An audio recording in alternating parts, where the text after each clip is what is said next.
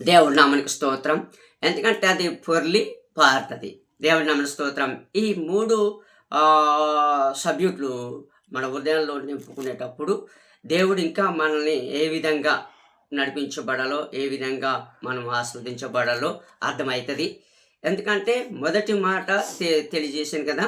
ఎందుకంటే దేవుని యందు అన్ని విషయాల్లో యెహోవా మాట వినేటప్పుడు దీవెనలన్నీ నీ మీదకొస్తాయని. అదే రెండవ మాట ఆయన మాట ఇచ్చాడు కాబట్టి నెరవేరుస్తాడని చెప్పాడు. అదే మూడవ మాట మన కొత్త ధైర్యముతో పొర్లిపారుతది అనే ఈ సంవత్సరములో, ఈ నూతన సంవత్సరములో ఈ నూతన వాగ్దానం నెరవేరేలాగున దేవుడు దీవించాలని, ఆలకించిన ప్రతి ఒక్క బిడ్డల్ని నిండైన మనసుతో దీవించి ఆశీర్వదించాలని ఈ నూతన శుభాకాంక్షలు తెలియజేస్తూ మీ అందరికీ హృదయపూర్వకంగా వందనాలు.